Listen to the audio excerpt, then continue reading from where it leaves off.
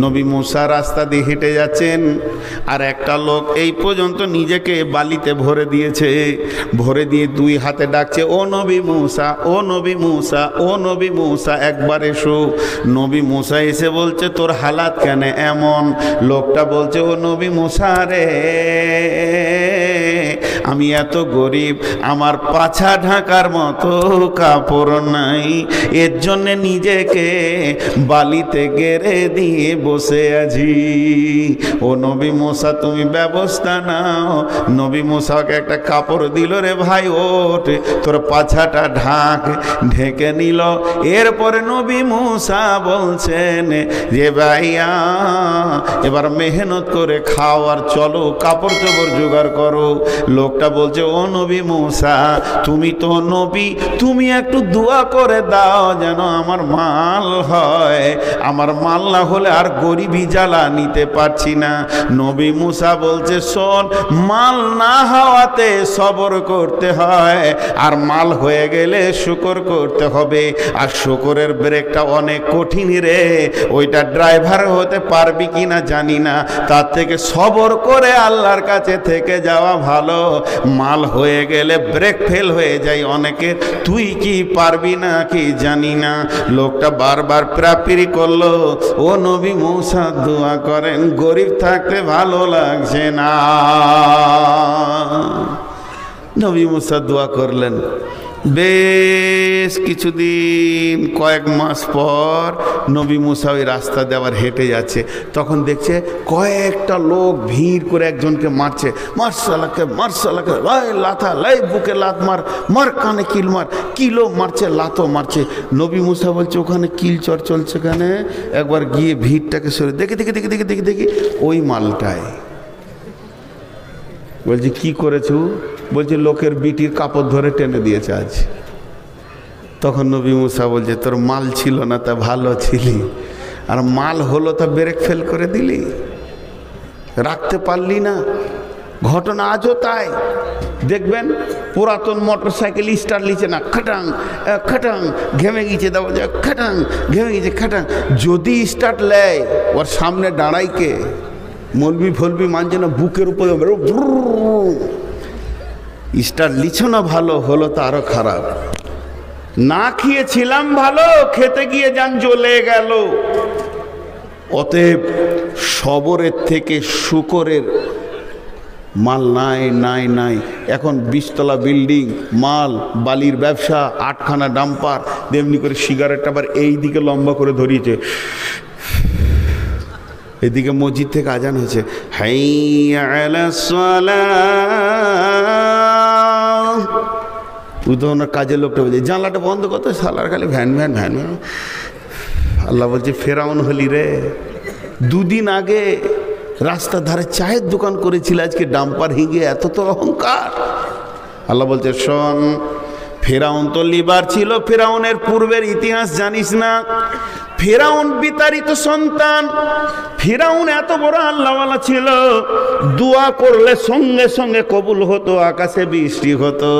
ফেরাউন ইমানদারের জন্য তার বাপ তাকে বাড়ি থেকে বের করে দিয়েছিল, বাপ তেজ্য পুত্র করে দিয়েছিল। বিতাড়িত সন্তান হয়ে মিশরে ঘুরে ঘুরে বেড়াচ্ছিল, লোকের জমিতে নিরান দিত। ফেরাউন ছিল একটা কৃষি লিবার, দামি লিবার ছিল না, জমিতে লিবারের নিরান দিত। জমির কাঠ ছাট বোপনের কাজে সে লিবারি কাজ করত। ফেরাউন শব্দের ফার্সি অর্থ হলো প্রধানমন্ত্রী, প্রাইম মিনিস্টার। তো ওই ফেরাউনের নাম অন্য, তখন ও কৃষি কাজ করত। সেই জামানার যে ফেরাউন আপনার কিনা মিশরে ছিল, সে বাঁঝা। সে এবার বলল, আমার কোনো সন্তান নাই, একটা আল্লাহওয়ালা ছেলে যদি কেউ আমাকে এনে দেয়, আমার অনেক রোগ হয়ে গেছে, আমি মারা যাব, দেশটা তার হাতে আমি তুলে দিব। গোটা মিশরে তিলে তিলে খুঁজো, ভালো ইমানদার ছেলে কে আছে যার হাতে মিশরের দায়িত্ব দেওয়া হবে। ওই আল্লাহওয়ালা ছেলেটা কই? খুঁজে খুঁজে পাওয়া গেল, অমুকের ঘরে একটা লিবার আছে, সে লিবারটা নিরানের কাজ করে, কৃষি কাজ করে, বোপনের কাজ করে, বীজ মারে, ওর অন্য কোনো যোগ্যতা নয়। তবে লোকটা এত ভালো, যুবকটা হাত তুললে আকাশ থেকে অঝর নয়ন মানে মুষলধারা বৃষ্টি হয়। ফিরআউন বলল এই ছেলেটাই দরকার, এটা আল্লাহর সঙ্গে কানেক্ট আছে, এত ভালো ছালা দেশের আমানত কার হাতে দিব? যখনই ওর হাতে দিয়ে দিল দেশটা, এ মারা গেল, গদি থেকে চলে গেল। ফিরআউনের পাশে চুটকি মেরে এসে হাজির হলো, তার নাম হলো হামান। হামান ছিল কূটবুদ্ধির বেঈমান। এবার ফিরআউনকে ধীরে ধীরে ধীরে ধীরে জ্ঞান দিতে শুরু করলো, তুমি দোয়া করলে কবুল হয়, তোমার মতো আল্লাহওয়ালা কে আছে? অতএব তুমি একটা আইন চালু করে দাও, পৃথিবীর যে কোনো কোণে যে কেউ থাক, ওখানে বসতে দিব না, আড়াল হবে, 4 জন আড়াল হবে, 4 জন আড়াল হবে। কোথাও বসবেন দেখেন। ফিরআউন বলছে একে কি করো? ধীরে ধীরে ধীরে ধীরে আস্তে আস্তে ওকে নিয়ে যেতে যেতে যেতে প্রথম বললে তোমার দেশের লোককে বলে দাও তারা যেন বছরে একবার তোমাকে দেখা করে। তারপরে বললে মাসে যেন দেখা করে। তাহলে মাসে দেখা করতে কষ্ট হবে, একটা কাজ করে দাও ফিরআউন, তোমার মূর্তি সব ঘরে রেখে দাও, যেন যে কোনো কাজে বেরিয়ে যাবে তোমাকে বলবে হে ফিরআউন কাজে চললাম। এইভাবে হামান ফিরআউনের মতো দামি ব্রেনটাকে নষ্ট করতে শুরু করলো। করতে করতে ফিরআউন দেশে আইন চালু করে দিল, প্রতিটি বাড়িতে দোকানে যেন আমার মূর্তি থাকে। এরপরে দ্বিতীয় আইন হলো মূর্তিকে না দেখা করে যেন কেউ কোথা না যায়। তৃতীয় নম্বর হামান বলল যথেষ্ট হয়ে গেছে, দেশের পূজার আপনাকে কনভিন্স করে কাজ করছে, এখন আপনি নিজেকে আল্লাহ বলে ঘোষণা করে দিতে পারেন। তখনই ফিরআউন বলল আনা রব্বুকুমুল আলা। ফিরআউন বুঝতে পারলো না আমি কোন জায়গায় ছিলাম, কোন জায়গায় পৌঁছে গেলাম। ওই ফিরআউন অন্তর থেকে জানতেন আল্লাহ একজন আছে। রাত্রিতে কাঁদতেন, বলতেন মাবুদ তুমি আমাকে বেইজ্জতি করো না। হে ফিরআউন, এই ফিরআউন যখন নদীতে ডুবছে, আমানতু বিরব্বি হারুন মুসা, হে মুসা তো রবের ওপর আমি ঈমান আনছি। এই ফিরআউন ওই বলে ডুবে মরেছে। ফিরআউন আল্লাহকে জলজ্যান্ত চিনতো, নবী মুসাকেও চিনতো, কিন্তু তার অহংকার, তার গ্র্যাভিটি তাকে ওই জায়গায় পৌঁছে দিয়েছে। সারা বিশ্বের কাছে সে কোরআনে জলজ্যান্ত লিখিত আজ পর্যন্ত জালেম। আল্লাহ তাবারক ওয়া তাআলা বলছেন বল এই মহফিলে যতজন আছেন, চেয়ারে আছেন, স্টেজে আছি, নিচে আছি, দাঁড়িয়ে আছি, নারী আছি, পুরুষ আছি, একজন খালি উঠে দাঁড়ান, এই কথাটা বলেন নামাজ না পড়লে গুনাহ হবে আমি জানতাম না। একজন বলেন, একজন খালি বলেন। আমি একটা লোক দেখতে চাইছি সে দাঁড়িয়ে বলবে নামাজ না পড়লে গুনাহ হয় এটা আমি জানি না, আজ প্রথম শুনলাম। তাহলে তুমি ফিরআউন থেকে কোথায়? এত জানার পরও আল্লাহকে তাওয়াক্কা তুমি করো না। আল্লাহ তাবারক ওয়া তাআলা বলছেন দেখ আদকে তাবা করেছি, সামুদকে তাবা করেছি, সাবাকে তাবা করেছি, ফিরআউনকে তাবা করেছি, যে নিজের রাজ্যের বাইরেও গিয়ে মাস্তানি মেরেছে তাকেও তাবা করেছি, সমস্তগুলোকে আমি তিলে তিলে তাবা করে দিয়েছি। এই মানুষের ভিতরে দুটি চরিত্র আমার আল্লাহ বলছেন, যে বছর জমিতে ধান বেশি দিব, পেঁয়াজ বেশি দিব, ডাম্পারে বেশি লাভ দিব, চারিদিক থেকে টাকা আর টাকা ঢুকবে, তখন আমার গোলামরা বলবে যে আমার আল্লাহ রব্বুহু আকরামান, আমাদেরকে সম্মান দিয়েছে। হাজি ভাই মাঝে একটা কথা জিজ্ঞেস করি, আপনাদের বিরক্ত লাগেনি তো? এই যে বসে আছে এটা আমার বড় ভাই। আমি যখন বাচ্চা ছেলে প্যান্ট পরা, হাফ প্যান্ট পরা, তখন আমার গ্রামের ছাত্র উনি। আমি হাফ প্যান্ট পরে তখনকার উনি, আর এইদিকে বসে আছে এটা আমার পীর সাহেব, অনেক মহব্বতের মানুষ। তা আমি যে কথা আপনাদের সামনে বলছি একটু ধরেন। উনি মনে মনে ভাবছে আদায় কখন করবে রে, মনে মনে ভাবছে, খালি জানটা কলবল করছে। তো হবে ইনশাল্লাহ, সবাই দেবেন। কিন্তু মানুষের দুটো চরিত্রকে আল্লাহ তুলে ধরেছেন। এই জায়গায় একটা দুটি কথা বলবো। এই দিনাজপুরে কালেকশন করছি মোটামুটি বছর 4 আগে, লকডাউনের আগে। ভাই আল্লাহর রাস্তায় মাদ্রাসায় কিছু দেন, ভাই আল্লাহর রাস্তায় মাদ্রাসায় কিছু দেন। তো একজন যুবক এসে বলছে হুজুর 500 টাকা নেন, আমার আব্বা মায়ের জন্য দোয়া করবেন। তাই বললাম ভাই 500 টাকা দিচ্ছেন, আপনি বড় চাষি মানুষ, 1000 টাকা দেন। তো ও মুখটাকে এরকম তার মানে সেই বছর দিনাজপুরে এত বন্যা হয়েছিল, এমনও চাষি আছে তাকে একগুছিও ধান কাটতে হয়নি। ওইটা উনি বলছেন। ওই যখন এই কথাটা বললে তখন ওকে আমি বলছি, ভাই একটা কথা জিজ্ঞেস করো? বলে হ্যাঁ। বলো ক বছর পরে এই বন্যাটা হয়েছে ভয়াবহ? এর আগে হয়েছিল না প্রতি বছর হয়? বলছে না, মুরব্বীরা বলছে এটা 33 বছর পর হলো। ক বছর পর হলো বুঝতে পেরেছেন? 33 বছর পর হলো। তখন আমি বলছি, ভাই 32 বছর আল্লাহ আপনাকে দিয়েছে, 1 বছর খালি আল্লাহ নিয়েছে, তো এত প্যাঁ প্যাঁ করছেন কেন? বলছে তাহলে 2000 টাকা নেন। এবার ওর বুঝে এসছে আর কি, 500 থেকে 2000-এ চলে গেল। তা আপনাদেরকে একটা ছোট্ট ঘটনা শোনাই, গল্প আর কি। এই গল্পের ভিতরে জ্ঞান আছে, দুটো আয়াত এই গল্পের ভিতরে ঢুকে যাবে। আপনারা বিরক্ত হচ্ছেন না তো? হ্যাঁ, ছেড়ে দেবো না না, আপনারা বিরক্ত হচ্ছেন না তো? কমিটির লোক খালি হাত সুরসুর করছে যে টাকা কখন গুনবো, দিবেন তো কিছু? আর হ্যাঁ না বলে না, দিবেন তো কিছু? মাদ্রাসায় দিবেন না তো কোথায় দেবেন? গল্পটা শুনেন, গল্পের ভিতরে জ্ঞান। এক বাদশার আঙ্গুল কেটে গেছে, বাদশার একটা আঙ্গুল কেটে গেছে এই পর্যন্ত। তো গোটা দেশের লোক বাদশাকে সমবেদনা জানাচ্ছে। উঠবেন না চাচা, উঠছেন কেন গো? কি হলো? আমার উপরে রাগ করে আপনি উঠে পালাবেন কেন? মা বোনেরা উঠিয়েন না, গল্পটা মন দিয়ে শুনেন। তো এই আঙ্গুলটা কেটে গেছে, তা দেশের পূজারা এসে রাজাকে দেখা করছে। রাজা মৌনভাবে বসে আছে, সকালে মন খারাপ, আঙ্গুল কেটে গেছে। পূজারা এসে বলছে, হুজুর আপনার আঙ্গুলের থেকে আমার কলজের দাম কম, কলজেটা কেটে গেলে শান্তি পেতাম, কিন্তু আপনার আঙ্গুল কেন কেটে গেল? আচ্ছা এইগুলো কি সত্য কথা না নাটক করছে? হ্যাঁ, মালের ভয় নাটক করছে, কিছু পাবো। বাদশা শুনিয়ে যেছে। মন্ত্রী গেছিল বিদেশে, রাতে এসছে, বিবির কাছে শুনেছে যে বাদশার আঙ্গুল কেটে গেছে। সকালে মন্ত্রী আল্লাহওয়ালা মানুষ তো, সকালে মন্ত্রী যাচ্ছে, দেখছে বাদশা মন ভারী করে বসে আছে। গিয়ে বলছে, আসসালামু আলাইকুম। ওয়ালাইকুম সালাম। হুজুর আপনার হাত দুটা দেখি, দেখ দেখ কেটে গেল রে। তো মন্ত্রী বলছে আলহামদুলিল্লাহ। আচ্ছা আলহামদুলিল্লাহ বলবে না ইন্নালিল্লাহ? আর যেই বলেছে আলহামদুলিল্লাহ, বাদশা চুমকে উঠেছে। আমার আঙ্গুল কেটেছে, তুই আলহামদুলিল্লাহ? আর তুই আবার আমার মন্ত্রী? এই প্রহরী কর, জেলের তালা খোল, ভর একে জাল্লাদ, ওকে কতল করা হবে। মন্ত্রী বাদশার সাথে এত বড় প্রতারণা, এর মন বিরক্ত হয়ে সঙ্গে সঙ্গে ওকে জেলখানায় ভরে দিয়ে তালা মেরে দিল। পরশু দিন তোকে কতল করা হবে, লিখে দে পরোয়ানা, মোহরি লিখে দিল।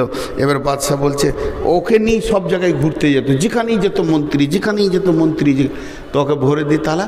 বাদশা একাই বেরিয়ে পড়লো বন্দুক নিয়ে, তীর নিয়ে শিকার করতে হরিণ জঙ্গলের ভিতরে। ঘোড়া দৌড়ছে, যেতে গভীর জঙ্গলে গিয়ে বাদশা রাস্তা ভুল করে দিয়েছে, সোজা চলে গেছে মনে করলেন আন্দামানে মানুষ খায়। আমাদের দেশে আন্দামানে মানুষ খায় কি খায় না? আসামে পার হয়ে আন্দামান। এবার ওই রকম জায়গায় বাদশা চলে গেছে। কিছু সেই লোক যারা থাকে গ্যারো, যারা মানুষ খায়, ওরা বাদশাকে ঘেরে ধরে নিয়েছে।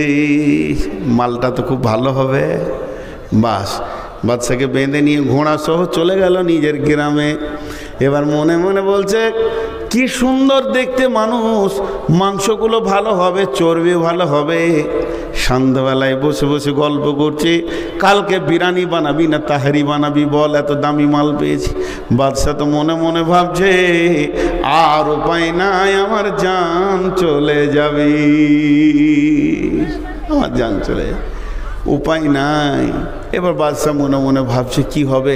ওখানে আলোচনা চলছে, সমস্ত কিছু হাঁড়ি তালা সব রেডি হচ্ছে, মাল মেটেরিয়ালস আসছে, কালকে ওকে কাটা হবে বাদশাকে। বাদশা দেখে নিল আর আমার উপায় নেই। সকালবেলায় একদিকে চুলোর কাজ চলছে, হাঁড়ি ধোয়া চলছে, মশলা খটাং করে রেডি করছে। এবারে বাদশাকে কাটার জন্য নিয়ে গেল। দেবদেবী রাবণের পূজা করে, রাবণের সামনে ওকে কতল করে পিস বানাবে। ওর হাত দুটোকে যখন পেছন দিকে এমনি করে বাঁধতে গেছে, তখন দেখছে একটা আঙ্গুল কাটা। বলছে দাঁড়া রে, আঙ্গুল কাটা মালটা কি আছে কে জানে, লক্ষণ কি চলছে, পুরোহিতকে জিজ্ঞেস কর। মন্দিরে বসে আছে পুরোহিত। পুরোহিত, হে আমাদের দেব ঠাকুর, এই লোকটাকে কাটার জন্য এনেছি, কিন্তু বাম হাতে তর্জনী আঙুল কাটা। পুরোহিত বলছে, দাঁড়া লক্ষণ দেখি। বিড়বিড় বিড়বিড় করে মন্ত্র পড়ে বলছে, আজকে কি বার? বলে শনিবার।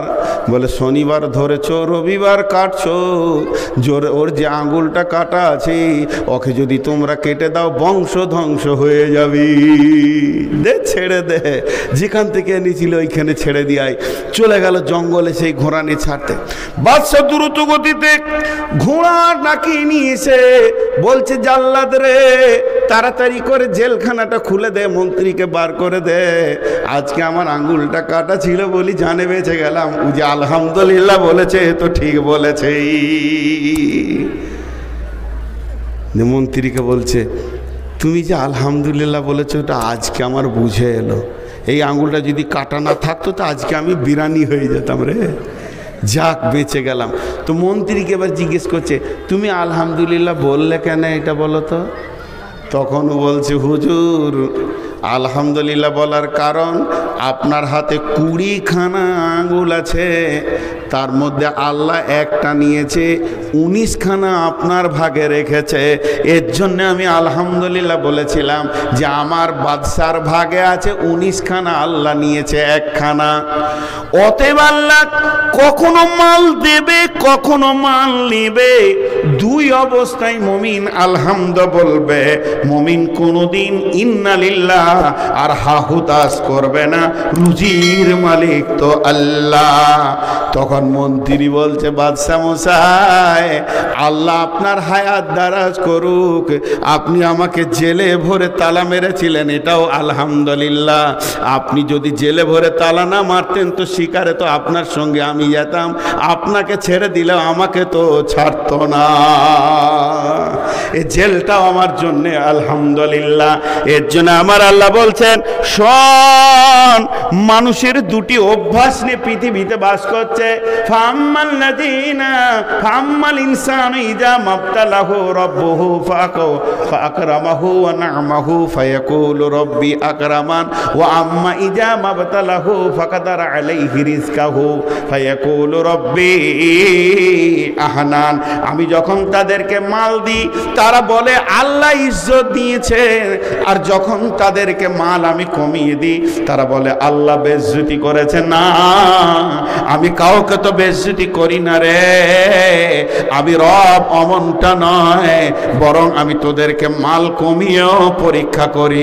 কখনো খেয়ে যদি তোর শরীর ঠিক থাকে খাবি, না খেয়ে যদি শরীর ঠিক থাকে তো না খেয়ে তুই সুস্থতা অবলম্বন করবি। তাহলে আল্লাহ প্রথম দিকে কসম খেলেন, তারপরে বললেন তোর বিবেকের চেতনতা ফেরা, বেঈমানদের মতো তুই ঘুরে বেড়াবি না, আমার বিরুদ্ধে শুকরিয়া আদায় করবি, বিরুদ্ধে কথা বলবি না। তারপরে আমার আল্লাহ বলছেন, কাল্লা বাল্লা তুকরিমুনাল ইয়াতীম ওয়ালা তাহাজ্জুনা আলা তা'মিল মিসকিন ওয়া তাকুলুনাত তুরাসা আকলাল লাম্মা ওয়া তুহিব্বুনাল মালা হুব্বান জাম্মা। খবরদার, এতিমকে তোরা, এতিমকে কেন সম্মান করিস না? এতিমকে যতদিন তোর সম্মান করতে থাকবি, ফিরাউনের চাল তোদের কাছ থেকে চলে যাবে, আজ সামুদের চাল চলে যাবে। মানুষ যখন এতিমের দিকে তাকাবে তখন সে কি বুঝবে? আমার দিকে একবার তাকান। আপনি রাস্তায় হাঁটছেন, একটা ছেলে কাঁদছে, আপনি জিজ্ঞেস করলেন, বাবা আমার দিকে আপনারা ধ্যানের সঙ্গে তাকাচ্ছেন তো? একবার বলেন, হ্যাঁ বলেন। তাকান। আপনি রাস্তায় হাঁটছেন, একটা ছেলে দাঁড়িয়ে আছে, মাসুম বাচ্চা, কাঁদছে করে, চোখ টেনে টেনে কাঁদছে। আপনি জিজ্ঞেস করলেন, বাবা কি হয়েছে? ও বলছে, আমার 100 টাকা হারিয়ে গেছে। আর একটু আগিয়ে গেলেন, একটা ছোট্ট মেয়ে কাঁদছে, মা রে তুই কাঁদছিস কেন? বলে আমার নাকেরটা হারিয়ে গেছে। আর একটু এগিয়ে গেলেন, আর একটা মেয়ে ছোট মাসুম কাঁদছে, হে মা তুমি কাঁদছো কেন? আমার কানের দুটা চাচা হারিয়ে গেছে। আর একটুকু গেলেন, একটা ছোট ছেলে কাঁদছে, বেটা তুমি কাঁদছো কেন? বলে আমার ছোট্ট সাইকেলটা জালসাই এনেছিলাম, কে নিয়ে নিয়েছে, হারিয়ে গেছে। আর একটুকু এগিয়ে গেলেন, উস্কো খুস্কো চুল, চোখে পানি মিশুরি, দুই চোখ ভরে সে কাঁদছে। আপনি জিজ্ঞাসা করছেন সোনামানিক তুমি কাঁদছো কেন? ওর টাকা নাই, ওর টাকা হারিয়েছে, ওর কানের হারিয়েছে, ওর নাকের হারিয়েছে, ওর সাইকেল হারিয়েছে, তোমার কি হারিয়েছে বাবা? ও চোখের পানিতে বলছে আমার আব্বা মা হারিয়ে গেছে, তারা আর পৃথিবীতে নাই। আল্লাহ বলছে সব থেকে কার ধন হারিয়েছে তোরা এবার বিবেক কর। এতগুলো জিনিস হারালো, 25টা ছেলের 25 রকম মাল হারিয়েছে, আর এই ছেলেটা বলছে আমার আব্বা নাই, পৃথিবী থেকে চলে গেছে, হারিয়ে গেছে, আমার মা নাই, হারিয়ে গেছে। হে বেঈমানের দল, তোকে আমি 1 বছর ধান দিইনি, আর এই ছেলেটার চিরজীবনের জন্য মা বাপকে মাইনাস করেছি। তোর থেকে ও দুঃখী না, ওর থেকে তুই দুঃখী। এর জন্য আল্লাহ মালের পরে পরে এতিমের কথা বলছেন, কাল্লা বাল্লা তুকরিমুন আল ইয়াতিম। এতিমের ব্যাপারে তোমরা গুরুত্ব দাও না বলি অট্টালিকার মায়াতে বসে আছো। জানো ওর কোল থেকে ওর মাকে নিয়েছি, আব্বাকে নিয়েছি। ওয়ালা তাহাজ্জুন আলা তামিল মিসকিন। মালকে যদি আবার ফিরিয়ে আনতে চাও, তোমার দরজায় যে হাত বাড়াবে তাকে ধমকে কথা বলো না।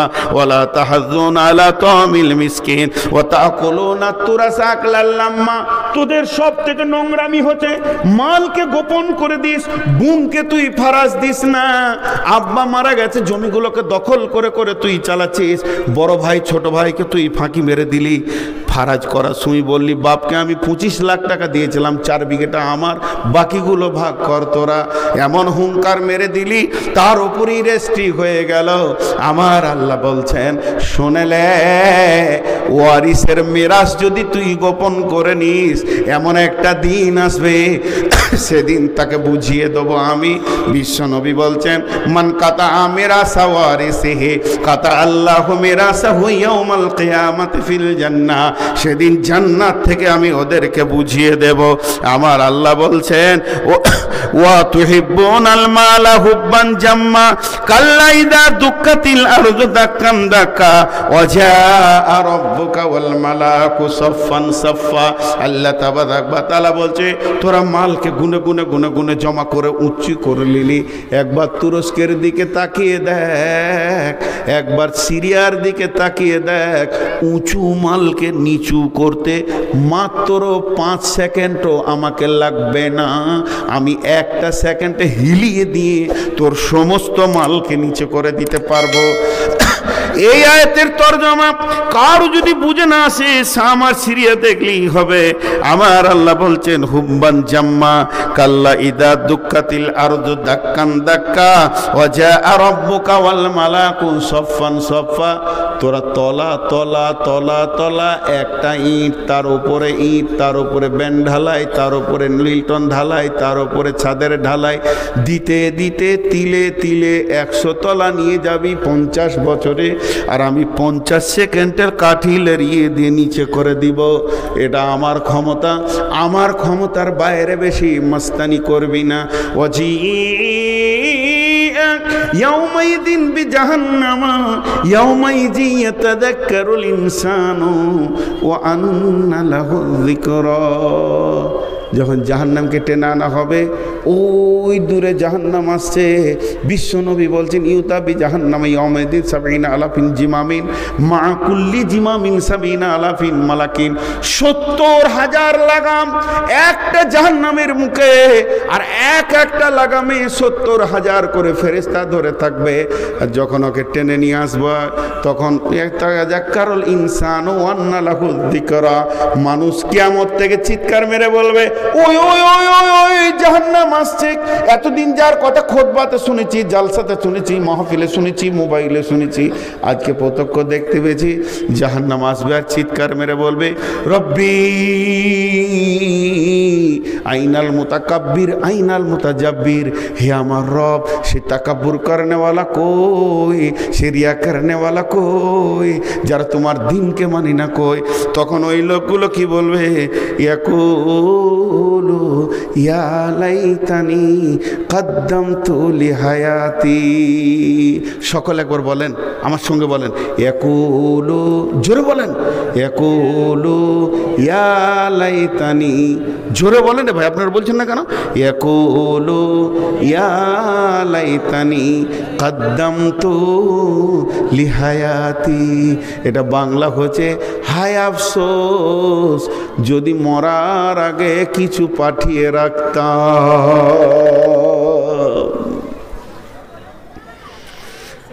গোটা সূরাটাকে আবার 1 মিনিটে বলবো, একবার ছোট করে দিব, ধ্যান দিয়ে শুনেন। এই কথাগুলো আমার বলা হয়ে গেছে। আল্লাহ তাবারক ওয়া তাআলা বলছে, তোদেরকে 5টা কসম দিচ্ছি, জ্ঞানী ব্যক্তি যদি হস, এই কসমের ভিতরে জ্ঞান লুকানো আছে। তোরা ব্রেক করবি না এখনো গোনা থেকে, এখনো গোনার দিকে হুর হুর করে ঢুকবি। তো শুনেলে আদ, সামুদ, এই ফেরাউন, নামরদ, হামানগুলোকে তাবাহ করে দিয়েছি, চাপকে সোজা করে দিয়েছি, মাটিতে মিশিয়ে দিয়েছি, নিস্তে নাবুদ করে দিয়েছি। এরপরও তোরা ব্রেক করবি না। তোদের কালচারের মধ্যে তোরাই থাকবি, ট্র্যাডিশন নিয়ে থাকবি। তোদের অভ্যাস হচ্ছে যখন মাল পাস তখন আমার ওপরে খুব কথা বলিস যে আল্লাহ ভালোবাসে। যেদিন আমি ব্রেক করি, একটু তোদেরকে একটু চাপ দিই, তখনই আমার বিরুদ্ধে তোদের মুখ খুলে যায়। কেন সবর হয় না, কেন শুকরিয়া হয় না? শুনেলে এতিমকে একবার তাকিয়ে দেখ, এতিমের দিকে তাকালে তোর বিবেকের দরজার চাবিটা কট করে খুলে যাবে। সর্বস্ব হারাতো এতিম, মা নাই, আব্বা নাই, পৃথিবীর মূলধন নাই, তাহলে ওর জীবনটা চলছে, আমার কেন চলবে না? মালকে গুনে গুনে জমা করবি, থাক থাক করবি, আকাশচুম্বী বিল্ডিং করবি, ধ্বংস করে দেবো একবার পৃথিবীকে লড়িয়ে। এ পৃথিবী আমার কথা শুনে যার পিঠে তুই মাস্তান, যার পিঠে তুই মাস্তান, ওই পিঠওয়ালা আমার কথা শুনে গিলে শেষ করে দেবে। শুনেলে সেদিন জাহান্নামকে টেনে নিয়ে আসা হবে, আর জাহান্নাম দেখার পর আফসোস করে বলবি যদি কিছু পাঠিয়ে থাকতাম। ওয়ালা ইউসিকু ওয়াসাকু হাদ ফায়াউমা ইদিল্লা ইউআযিবু আযাবাহু আহাদ ওয়ালা ইউসিকু ওয়াসাকাহু আহাদ। সেই দিনের মতো আর বাঁধন পৃথিবীতে কোনো দিন দেখিসনি, আর হবে না। আর সেই দিনের মতো আযাব আর কোনো দিন হবে না। তবে যদি নম্র ভদ্র হয়ে সমস্ত গুনাহগুলোকে লাত মেরে ফেরাউনের চাল বের করে নম্র ভদ্র হয়ে মসজিদে ঢুকে যাস, তা আল্লাহ বলছেন কি? আল্লাহ বলছেন ও ইয়াকুলু ইউআযি লাইসাকা ওয়াসাকা হুয়া ইয়া আইয়ুতুহান নাফসুল মুতমাইন্না ইরজিই ইলা রাব্বিকি রাজিয়াতুম মারজিয়া ফাদখুলি ফি ইবাদি ওয়াদখুলি জান্নাতি। একজনও উঠবেন না। একটা ছোট ঘোষণা আপনাদেরকে শোনাই, 2টো ঘোষণা শোনাবো। প্রথম নম্বর ঘোষণা হচ্ছে, যারা উঠান নিয়ত করছেন তাদের হাতগুলো ধরে বলছি সূরাটা শেষ করেন, মাত্র 2টি আয়াতে আটকে আছে। আর সূরাটা যদি শেষ করেন অন্তত কিয়ামতের মাঠে একবার বলতে পারবেন আপনার সূরা ফাজরের ক্লাসটা শুনেছিলাম। আমি গোটাই সারাংশ পর্যন্ত শোনাবো, আর 2টি আয়াত আছে, একটু ধৈর্য ধরে শোনেন। দ্বিতীয় ঘোষণাটা আমি করছি আপনাদের মূল্যবান টাইমকে কেটে নিয়ে, বেয়াদবি মাফ করবেন। আমি এখন হজ আর উমরা ট্রাভেলস খুলেছি। যদি কেউ সহিভাবে হজ আর উমরা করতে চান তো আমার সঙ্গে যোগাযোগ করবেন। বেশি কথা বলছি না, আল্লাহ আপনাদের হায়াত দারাজ করুক। বহুজনের সঙ্গে গেছেন, মক্কা মদিনার ইতিহাসকে সেই জায়গায় দাঁড় করিয়ে বলবো ইনশাল্লাহ। আমার সঙ্গে আপনারা রেডি হয়ে যান। এপ্রিল মাসে 30 তারিখে আমার দল যাবে, আর রমজানে একটা যাবে। যেটা ইচ্ছা আপনি ঢুকতে পারেন, ফোনে আলাপ করে নেবেন, কত কি পড়বে না পড়বে। আমার নম্বর তাহের ভাইয়ের কাছে আছে, কমিটির কাছে আছে, হজবিডাঙ্গার কমিটির কাছে আছে। কথাটা শেষ। এখন এই 2টি আয়াত শুনেন। একটা কথা হচ্ছে রাদিয়াল্লাহু আনহু, সকলে বলে রাদিয়াল্লাহু আনহু। সাহাবীদের টাইটেল ছিল কি? রাদিয়াল্লাহু আনহু। তাহলে এখন কি রাদিয়াল্লাহু আনহু একটাও নাই? এই পৃথিবীতে যতগুলি লোক এখন বেঁচে আছে, যারা শ্বাস নিচ্ছে, কি নারী কি পুরুষ, রাজি আল্লাহ আনহু মানে ওর উপরে আল্লাহ রাজি আছে। তো আল্লাহ এখনো রাজি আছে এই রকম কি জীবিত লোক নাই? আছে। কি বলেন? আছে। আপনারা বলেন আছে না নাই? আছে। কিন্তু শোনানো হচ্ছে না কেন তাকে? যদি শুনিয়ে দেওয়া হয়, তাহের ভাই যদি আমাকে কানে কানে শোনায় যে আল্লাহ তোমার উপরে রাজি আছে, হতে পারে আমি অহংকারে এবার বেলাইন হয়ে যাব। কিন্তু সাহাবীদেরকে শোনানো হয়েছিল কেন? তার পেছনে রাসূলুল্লাহ সাল্লাল্লাহু আলাইহি ওয়াসাল্লাম ড্রাইভার ছিলেন, ব্রেক করে নিয়েছিলেন, হুঁশিয়ারি দিয়েছিলেন। এখন হুঁশিয়ারি দেওয়ার কেউ নাই। এখন শোনানো হবে কখন? যখন শোনানো হবে তখন ওই লোকটা আর গুনাহ করার দ্বিতীয় মৌকা পাবে না। অথচ পৃথিবীতে হায়াতে শোনানো হবে এবং ফেরেশতার মারফতে শোনানো হবে। কখন শোনানো হবে?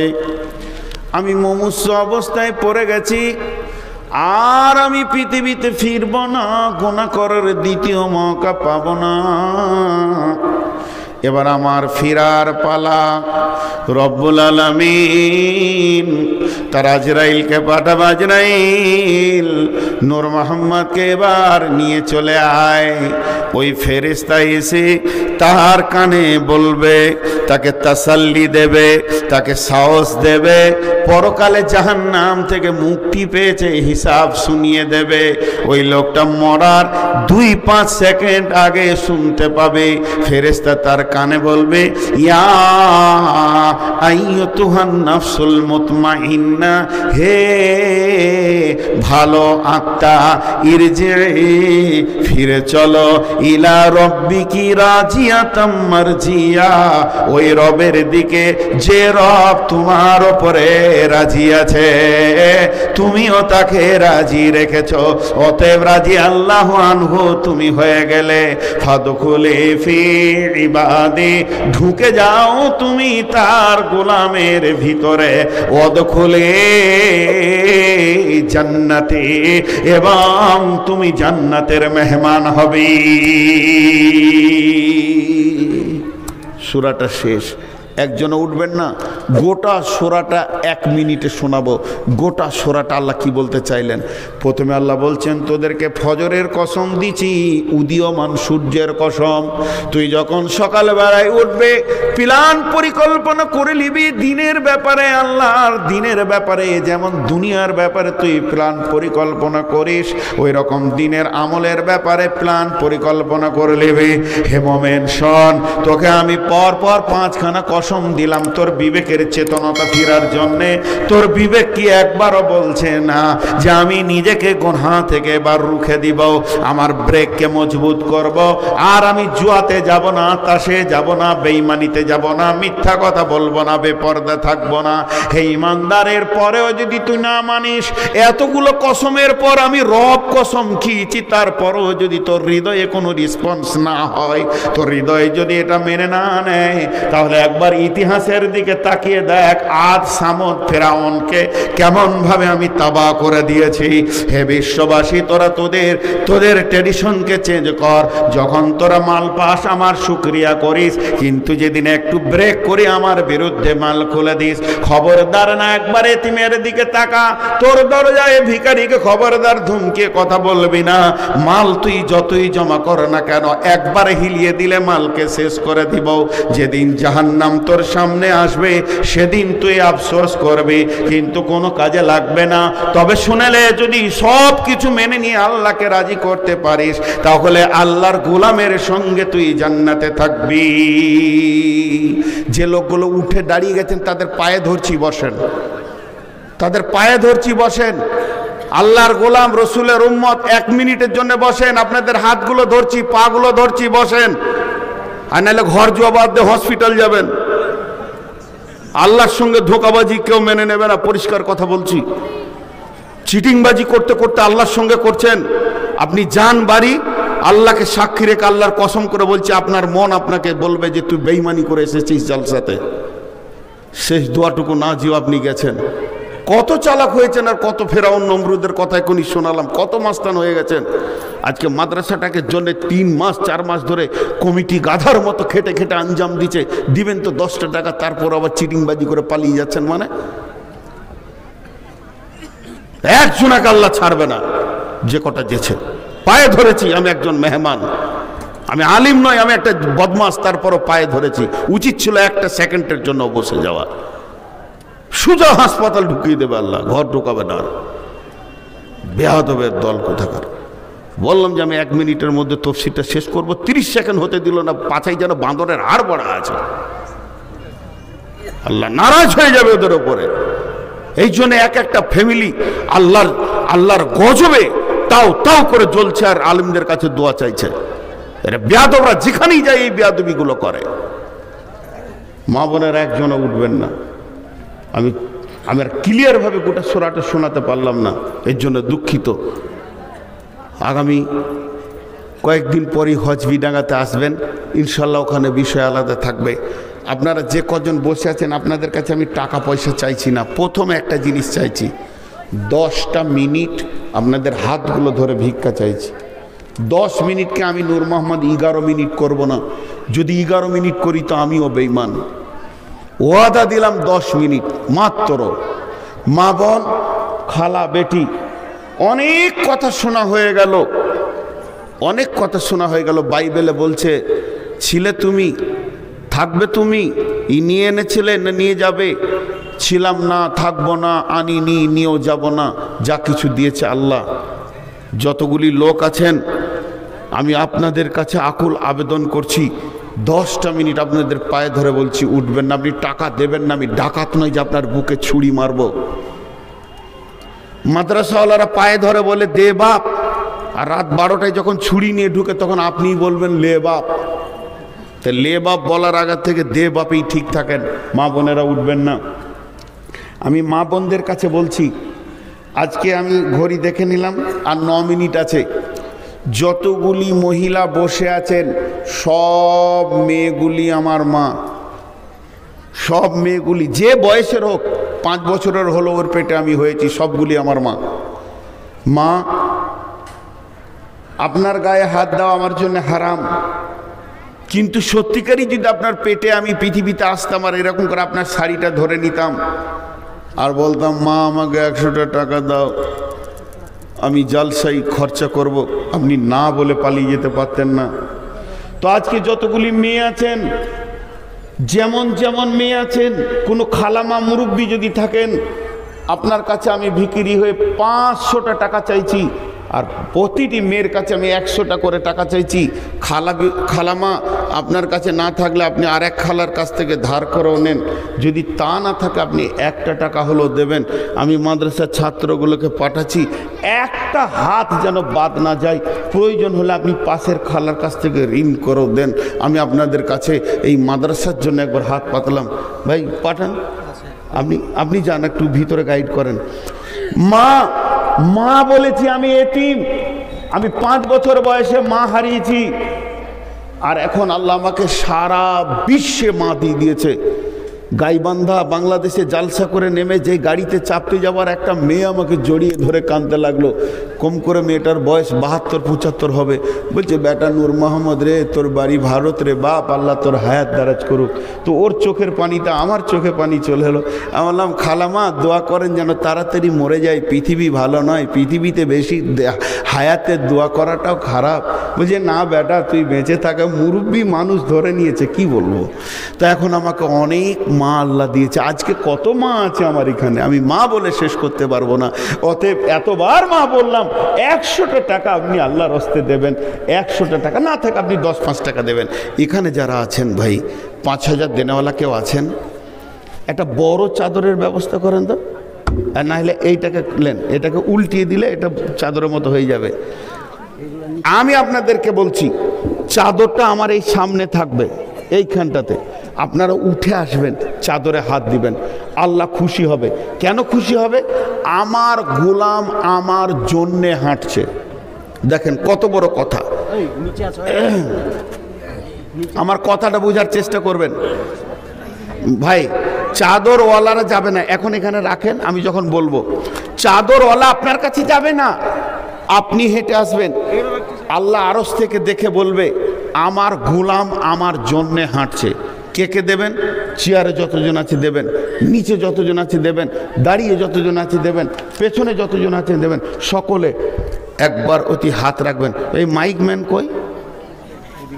মাইকম্যান কই? মাইকম্যান কে কই? এদিকে সামনে আসেন, সামনে আসেন। আপনার ব্যবস্থাটা আগে করি। জি, যতটি লোক আছেন। আচ্ছা ভাই, 5,000 দেনওয়ালা কেউ আছেন? আমি যখন বলবো তখন উঠবেন, আমি ঠিক দোয়া পরে দেবো তখন উঠবেন। 5,000 দেনওয়ালা কেউ নাই? একটাও নাই, একটাও নাই। আমার মুখ বন্ধ নাই, 5 মিনিট হয়ে গেছে, আর 5 মিনিট আছে, 5 মিনিট আছে। দুটো কথা বলে নি। যখন 10 মিনিট পুরা হয়ে যাবে আমি দোয়া দিব, দোয়া পরে যখন আমি শেষ করে দিব, আর যখনই শেষ হবে সব ওই দিকে হাঁটবেন না, এই চাদরের দিকে হাঁটবেন, আর চাদরের নিজের টাকা ফেলবেন। একবার আল্লাহকে সাক্ষী রেখে বলছি, এখানে কতগুলো লোক আছে, কি নাম কি কারণ কিছুই আমি বুঝি না। আমি একটাই জিনিস বুঝি, সবাইকে আল্লাহ চেনে। আল্লাহকে সাক্ষী রেখে বলেন, যিনি চাদরে হাত না রেখে পালাবেন উনি হাত তুলেন। চাদরে হাত না রেখে পালাবে এই 2 জন মাত্র। তো ওই 2 জন কি আমি ডেকে জিজ্ঞেস করবো যে কি রাগ আছে? হ্যাঁ, আসলে ঝুঁকে হাত তুলে দিয়েছে আর কি, ওরাই টাকা দেবে, ওরাই বেশি টাকা দেবে। জি ভাই, ওটা ঝুঁকে হাত তুলেছে। তো সকলে চাদরে হাত রাখবেন ইনশাআল্লাহ। জোরে বলেন ইনশাআল্লাহ। আপনার কাছে আমার প্রত্যেকের কাছে 1000 করে দাবি, না থাকে 500 টাকা, না থাকে 200, সর্বশেষ 100। একটা আমার আবদার। আপনি যদি আমার আবদার মিটান, আপনার আবদার আল্লাহ মিটাবেন। আর সর্বশেষ বলি, আপনার কাছে যদি 100 টাকা না থাকে তো 10 টাকাও দেবেন। 10 টাকা নাই 1 টাকা দেবেন, 1 টাকা নাই। শেষ কথাটা বলছি, খালি হাতটা চাদরে রেখে বলবেন আল্লাহ বরকত দাও। একটা মুমিনের মুখের দোয়াটাও দিয়ে যাবেন, দোয়াটাও দিয়ে যাবেন। এইটুকু না দিয়ে যিনি পালাবেন, এইটুকু না দিয়ে যিনি পালাবেন, এর দিকে তাকান। আমি আমার দিকে ডাকিনি, আমার ভাইয়ের দিকে ডাকিনি, কমিটির দিকে ডাকিনি, আমাদেরকে ছেড়ে দেন, আমাদের কোনো মূল্য নেই। কিন্তু এর দিকে ডাকছি, মা খালা একবার তাকান, এর দিকে ডাকছি। যদি এর উপরে মহব্বত থাকে তো আপনি পেছন ফিরে পালাতে পারবেন না। খালি হাতটাও চাদরে রেখে বলবেন আল্লাহ বরকত দাও। আর এইটুকু যদি কেউ না দিয়ে পালান, তার বিষয়ে আমি বলছি আপনি ঘরে গিয়ে শান্তিতে ঘুমাতে পারবেন না। কেন? আমি বদ্ধ করবো? আস্তাগফিরুল্লাহ, আমি বদ্ধ করবো না। যারা গেছে তাদের জন্য বদ্ধ করিনি। আমি এটাই বলেছি, আল্লাহ ছাড়বে না, আল্লাহ ছাড়বে না। এবার আল্লাহ যেটা করবে সেটা আমি বদ্ধ করব না। আপনার মন আপনাকে বলবে, হায় রে হতভাগা, তুই কোরআনের ডাকে দুপা এগিয়ে যেতে পারলি না। আপনার মন আপনাকে বলবে, কারণ প্রত্যেকটা মানুষের ভিতরে ঈমান আছে, সেই ঈমান তাকে আঘাত করবে। যে লোকগুলো চলে গেল, আমার মনে অনেক কষ্ট হলো। এতক্ষণ তুমি কোরআনের তাফসীর শুনলে, আর যে মাদ্রাসা তোমাকে শোনালো, এই গাধাটা যে মাদ্রাসায় পড়ে আজকে চেয়ারে বসেছে, সেই মাদ্রাসার বুকে লাত মেরে চলে গেলে তো আল্লাহ তোমাদেরকে ঠিক জায়গায় দেবে না। তো এইগুলো হচ্ছে কঠিন জিনিস। অতএব আপনাদের কাছে আমার শেষ আবেদন, আর মাত্র 2 মিনিট আছে। আপনারা যে বসে আছেন এর জন্য আমি খুশি। একজনাও কি 5,000 টাকা বলবেন না? আমার মনটা কি একদম ছোট করেই রাখবেন? আরে ভাই, এতগুলোর ভিতরে একজনা কি 5,000 টাকা বলবে না? ইন্না লিল্লাহি ওয়া ইন্না ইলাইহি। মা বোনেরা, আপনারা একজনও বাদ থাকবেন না, সকলে দেবেন। এখন আমি দোয়া দিচ্ছি, কথা বুঝবেন এবং আমিন বলবেন। আর এই চাদরটা বুঝলেন ভাই, এখানে ভিড় হবে, ওইখানটাতে ধরবেন, নাহলে ওইখানটা ধরবেন। এখানে বাক্স টাক্স আছে তো, চাদরটা ধরবেন। মাশাল্লাহ, ইজ্জত রেখেছে ভাই। 5,000 টাকা আল্লাহর গোলাম দেবেন। মাশাল্লাহ, হাজি আলাউদ্দিন সাহেব। জি, আচ্ছা, এই চাদরটা কোথায় ধরবেন? ওই টেবিলটা সোজা করে 2 জন ধরবেন। আমি যে দোয়া দিচ্ছি, দোয়াটা বুঝে বুঝে আমিন বলবেন। আর যখন দোয়া শেষ হবে তখন উঠবেন, তার আগে উঠবেন না। আপনারা বুঝে বুঝে আমিন বলবেন। ওইখানটায় এখানটা বাক্স আছে। বাস বাস বাস, দাঁড়ান। আপনারা শুনেন, এই আল্লাহ, তুই যেভাবে কোরআনে আমাদেরকে চলতে বলেছো সেরকম চলার তৌফিক দাও। সকলে আমিন বলেন। এই আল্লাহ, সন্ধ্যা থেকে নিয়ে এই পর্যন্ত যতগুলো কোরআন ও হাদিসের কথা শুনেছি সবগুলো আমল করা তুমি তৌফিক দাও। এই আল্লাহ, আমাদের মা বাপ ভাই বোন আত্মীয় স্বজন শিক্ষক ডাক্তার মাস্টার ইমাম মসজিদ যতজন কালেমা নিয়ে কবরে চলে গেছে তাদের কবরগুলোকে নূরে মানওয়ার করে দাও। এই আল্লাহ যতজন সন্ধ্যা থেকে দান করেছেন এরপরে যারা দান করবেন সকলের দানকে তুমি কবুল করে নাও। এই আল্লাহ কারো ঘরে যদি অসুস্থ ব্যক্তি থাকে তাকে তুমি আরোগ্য দান করো। আল্লাহ ঋণদারে ঋণ পরিশোধ করে দাও। আল্লাহ অভাবী তুমি বরকত দাও। আমিন বলতেও কষ্ট হচ্ছে। এই আল্লাহ সর্বোপরি কঠিন কিয়ামতের দিনে তুমি আমাদেরকে মাফ করো, তুমি আমাদেরকে দয়া করো, জাহান্নাম থেকে মুক্তি দিয়ে তুমি আমাদেরকে জান্নাতের মেহমান বানাইও। সকলে বলি সুবহানাকা আল্লাহুম্মা ওয়া বিহামদিকা ওয়া আশহাদু আল্লা ইলাহা ইল্লা আনতা আস্তাগফিরুকা ওয়া আতুবু ইলাইকা।